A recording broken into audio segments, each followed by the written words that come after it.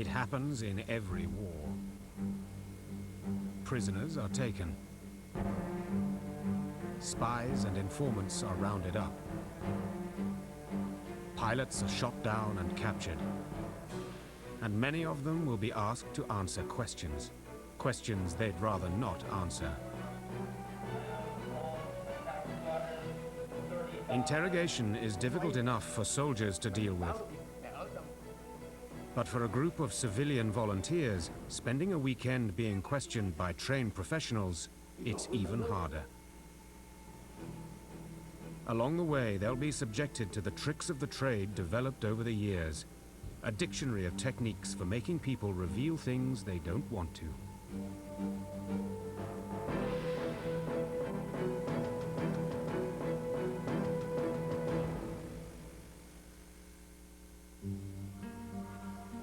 Camp X-Ray, Guantanamo Bay, Cuba. Over 3,000 prisoners of the War on Terror are being held here, suspected of belonging to militant Islamic groups like the Taliban or Al-Qaeda. Some of them possess valuable information their captors desperately want. But how do they get it? In times past, that wouldn't have been a problem, at least not in theory. Historically, the most effective means of getting someone to tell you something they didn't want to tell you was torture. But torture had its drawbacks. It took time, was messy, and the victims often died before they revealed any secrets. And even when someone did confess, it was hard to know if they were telling the truth or just saying anything to stop the pain.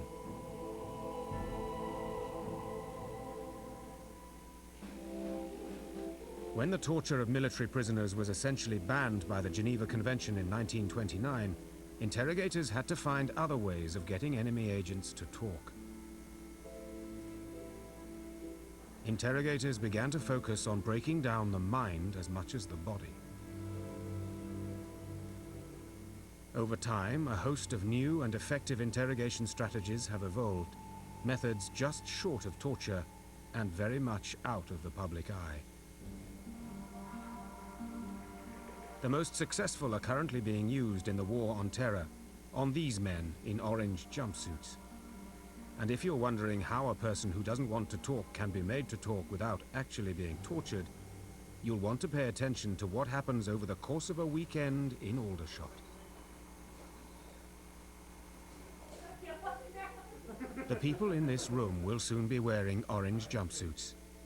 They've volunteered to spend a few days being captured and interrogated by a team of highly trained former military specialists. This is the initial orientation meeting held early on Saturday morning. Right, morning everybody, how are you? Very well. Good. Right, we start. Okay. Although the volunteers aren't aware of it, the process of breaking down their defenses has already begun. They've been kept up late the night before and have only had a few hours sleep. Okay, so I'll just go over that. For example, very simple. The interrogators will have another advantage. Since the volunteers have only just met each other, there's no deep group cohesion to overcome. Not too... The prisoners-to-be are given specific instructions on what not to do. If you should be compromised and arrested by non-friendlies, do not talk about anything to do with this mission. Do not talk about family details. Do not sign or write anything. Since some of the interrogation team members are active in undercover work, their identities will be shielded. It's a beautiful sunny day, good company. Should be fun.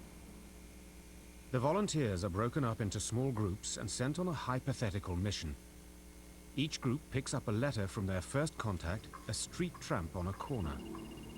It says a plan is underway to smuggle a secret agent out of England.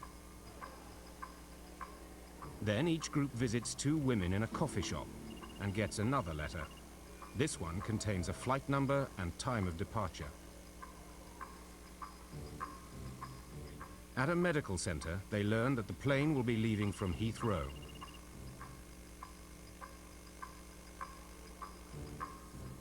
And finally, in a car park, they get the final piece of information, the name of the secret agent, Danny Ryman.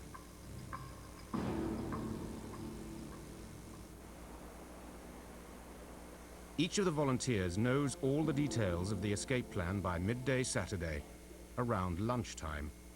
But on this particular Saturday, there will be no lunch.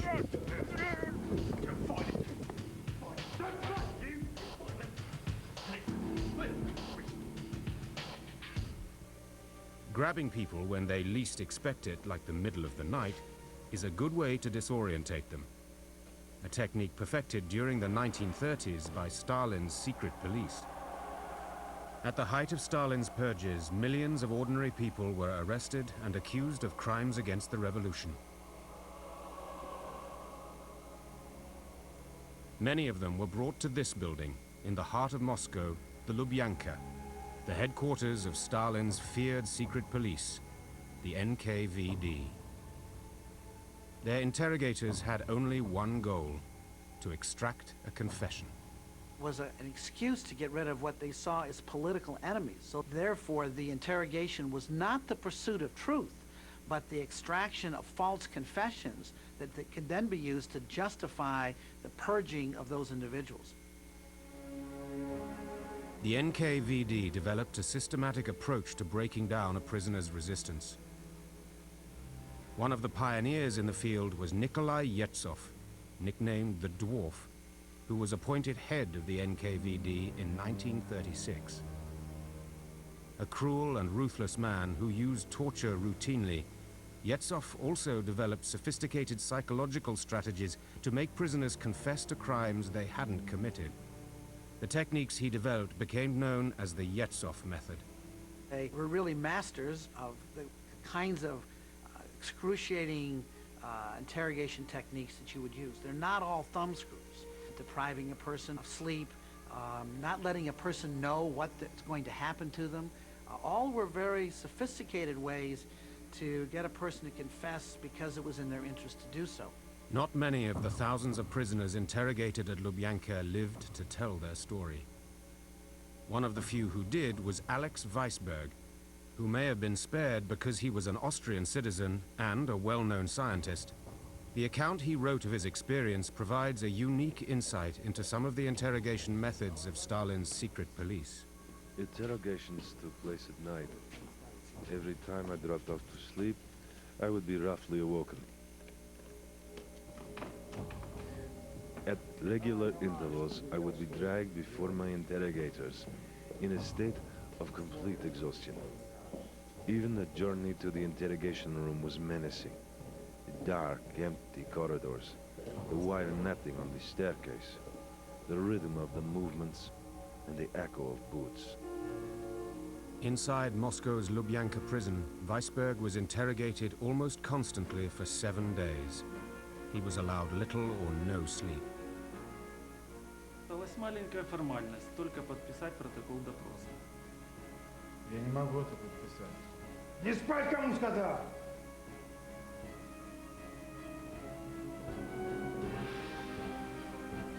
In the end, Weisberg signed his confession. But 24 hours and a little sleep later, he tore it up.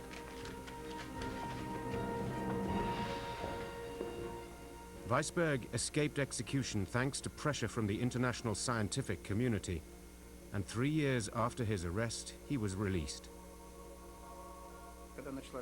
When after 1934 these trials began, during this period of self-destruction, when ex-members of the NKVD themselves fell under the punishing sword, many interrogators understood what was going on and did not want to charge innocent people. As a result, they themselves became implicated and went to jail. But suspicion breeds suspicion, and eventually even Nikolai Yezhov, Stalin's main interrogator, came under suspicion. In 1939, he too was arrested, interrogated, and executed. Stalin then made sure Yezhov was airbrushed out of history. Just a quick... It's time for our volunteers to experience the snatch technique Yezhov perfected half a century ago.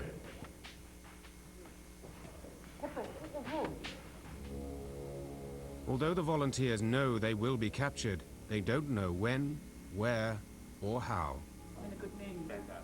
From this point on, our volunteers have no idea what will happen to them. But most of them are confident they won't reveal anything. I don't see how they can make me give anything out. Be extremely difficult, I believe, to make us talk. I want to prepare myself for the worst, absolute worst.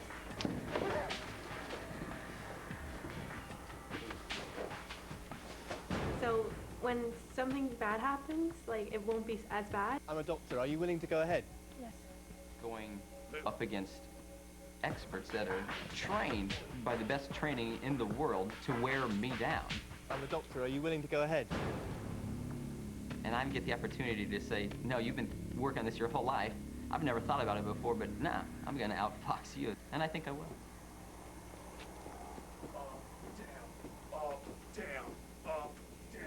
Nobody can prepare you for capture. That is a very frightening experience. But most people seem to be able to just take that in their stride, and then they will try to focus in on coping with capture and interrogation and devising their own strategies to keep control, because it's loss of control that is the thing they most fear.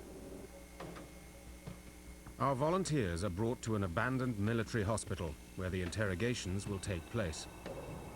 The task facing the interrogators is daunting.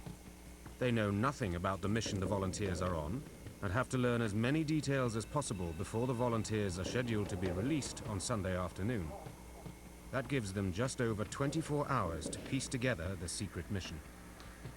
The military are taught that nobody is immune to interrogation indefinitely.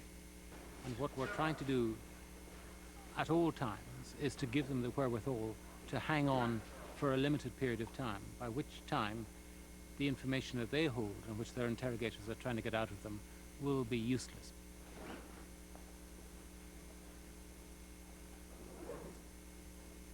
On arrival, the prisoners are searched for any information that can be used against them later. Shut up. To break down the prisoner's personal sense of identity, everyone is stripped, bound, hooded, and given a number to replace their name. The interrogators are trying to imbue in the prisoners and the captives all the time a sense of being out of control. And if you're out of control, you're not going to be able to manage the situation, and they are going to be able to get you to do what you don't want to do and to say what you don't want to say and to reveal information that you want to protect. The interrogators know that all of the volunteers are tired, hungry, and getting anxious to know about what will happen next, so they plan to start slowly. We haven't built up the pressure yet. The white noise will start, and then we start attacking them, you know, in the audio. We'll start another psyops over here with the isolation, and basically that will raise the stress levels. Answer me. And we'll start building up the pressure, and we'll start running people through more harsh interrogations. The first stage of interrogation is screening. The military specialists ask each volunteer a series of simple questions. The answers given reveal the volunteer's basic character traits. A key technique in screening is to closely watch the volunteer's eyes when they are being questioned. What's your name? Prashanthi Vigaraja. Who's your next of kin? My father. I would ask you a question that I already know the answer to. Your eyes are going to move in a particular direction. And it can be up, mid-range, or down also, and there's different parts of the brain it's accessed. Once we've established the true answers and where your eyes go, then we know when your eyes go a different direction, it's a lie. Her eyes are very easy to read, so she's a hard right. She's very, very alert. More than not normal. Being, you know, tiredness whatsoever. More than normal. She's just, Why are you here?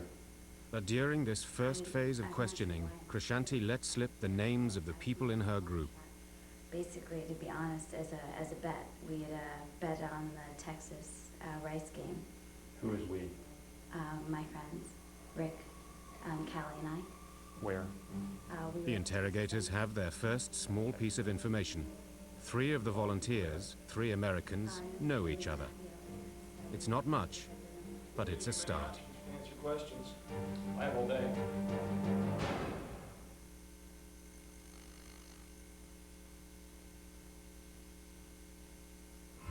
The day-to-day perpetrators of the Holocaust were the SS guards who ran the concentration camps. the Totenkopf, or Death's Head Division. Trained to murder with impunity, 40,000 ordinary men became executioners to millions. The definitive history of the SS continues Sunday at 9 on the History Channel.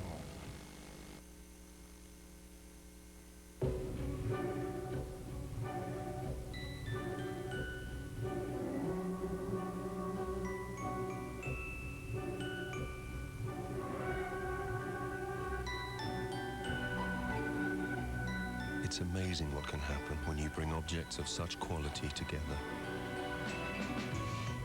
The beautifully built Ford Focus C-Max. Experience this quality by taking a test drive.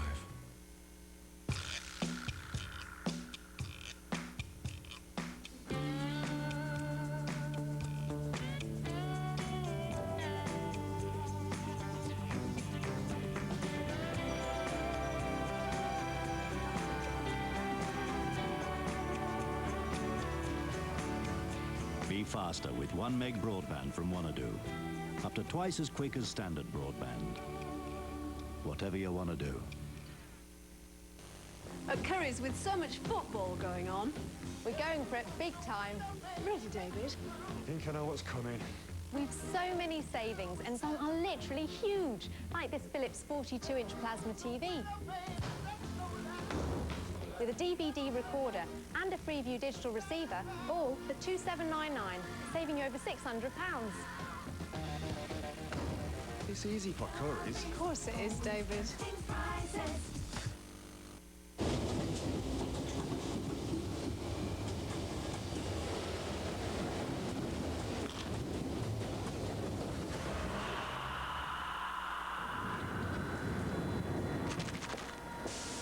Did she just shake her Tic Tacs at me? Go on, shake your Tic Tac! Hallmark presents a brand new collection for the summer. It is getting warm in here. There is a story here that might interest me. NYPD, this is a raid! Run up against this wall! It's maybe cheap. I'm ready to go. Let's just be upfront about this, okay? New series for a new season. Another night in Fun City. Starting this month with the brand new series of Judging Amy. Approach the bench. All the summer's hottest dramas, only on Hallmark, Channel 190. Right, position 15, the Buddha. Oh, that's new. These are really stretchy. Position 17, the freebie. Huggies nappies for absolutely nothing. Even I can stretch to that. Mom, all you do is call 0870 900 8682 or visit huggiesforfree.com to get your 4 free nappies. New Superflex nappies from Huggies. Look, Mom, free nappies.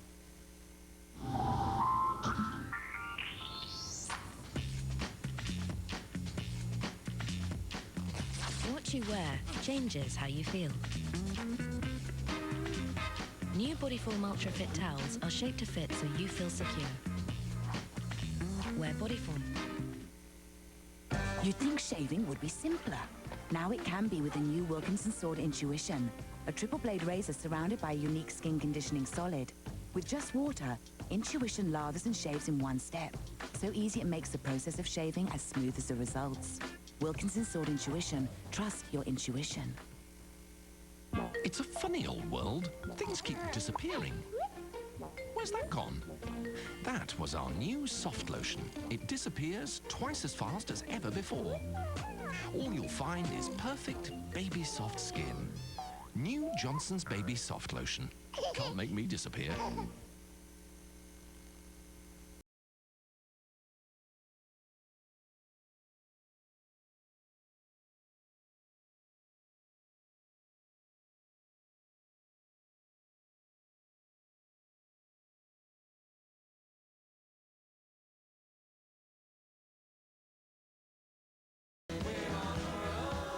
A brand new series. They created a sensation because they presented a completely new way of looking at the world.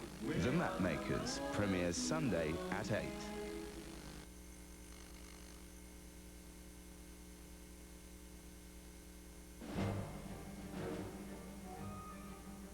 During the Second World War, where time was also of the essence, both the Allies and the Germans interrogated prisoners of war in the field to provide immediate intelligence for the rapid deployment of troops. Skilled and clever Nazi interrogators drill the prisoners for information as to direction of the Russian withdrawal. The troops quickly move out toward the discovered hideout of retreating Russians. But behind enemy lines, a different kind of war was being waged, that of the secret agent. Allied spies dropped into occupied Europe knew that if they were caught, they would face a long and brutal interrogation by the German secret police, the Gestapo. An experience few agents ever survived. Yet every agent knew it was essential to hold out as long as possible. The training for British agents to resist interrogation took place at an old country estate called Beaulieu in the south of England. The secretive organization which trained them was called the Special Operations Executive, SOE. The purpose of the Beaulieu course was really to instruct people in clandestine living, in assuming and being able to support a false identity. Trainee agents were taught to devise watertight cover stories in case of capture and interrogation. The training at Beaulieu involved simulated interrogations to familiarize agents with the brutal questioning they were likely to face. They were liable to be woken up in the middle of the night by instructors whom they had not previously met, in some cases dressed in German uniforms, and not physically roughed up, but I mean intimidated in every possible way. This interrogation could last any length of time. I want to know why you're here. The principal aim of this training was to get the agents to maintain their cover story for at least 48 hours to give other agents time to escape. Our volunteers have only been in captivity for a few hours when their cover stories begin to unravel. This time, I want you to start from the beginning. You got off the train that you caught in Waterloo. You got off in the station at where? Aldershot. Aldershot. Yeah. Some of Rick Kelly's teammates have already mentioned the tramp who was one of their secret contacts. When Rick is presented with their version of events, he begins to ad-lib. So what did you do when you saw this bum? What's that? The bum that the other two have talked about. They said they were supposed to be getting something from this bum in town. I mean, there was a bomb on this. There's I think more than one. All three of you were together, so you saw him too. Well, okay, I mean, fine. So, no, it's not just fine. That is the truth.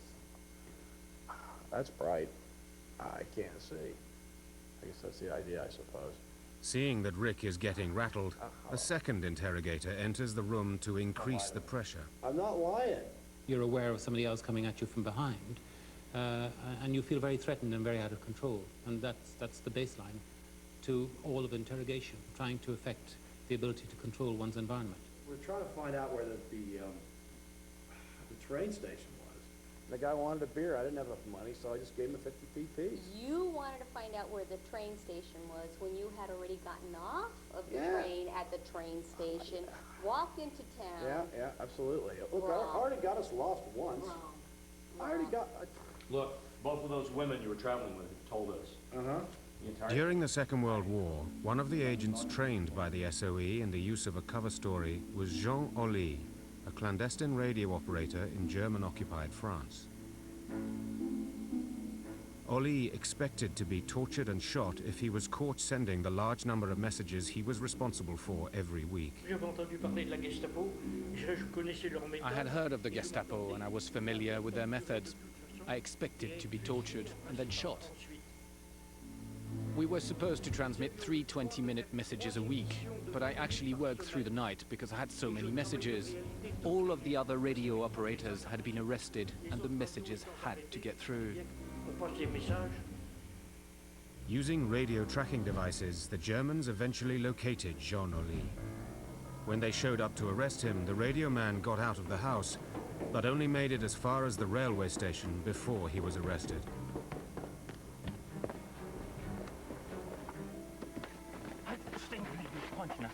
Monaten gesucht. Oli was taken to the notorious Hotel Terminus in the center of Lyon, where the Gestapo had set up an interrogation center on 2 of its floors. There he was beaten. They had prepared a list of questions and asked the questions one by one. After each answer, they would hit me until I had changed my mind. As I didn't change my mind at all, they decided that what I was saying was true. So they would ask the next question, and we continued like this. But they never compared the answers. Never. They weren't at all psychological in their methods. The methods the Gestapo used were extremely brutal. They could vary from pulling out of fingernails, toenails, the crushing of various parts of the anatomy, genitalia included, and the well-known, or reputedly well-known, baignoire, which was immersing someone in a cold bath and pressing their face down underwater for as long as they could stand it, and carry on doing that during the interrogation. The Gestapo occupied the top 2 floors of the Hotel Terminus near La Gare Perrache in Lyon. The rest of the hotel was filled with ordinary guests. During the interrogation, the Germans asked me at one point to shout more quietly. I replied by asking them not to hit me as hard. But they didn't have a sense of humor, and it continued as before.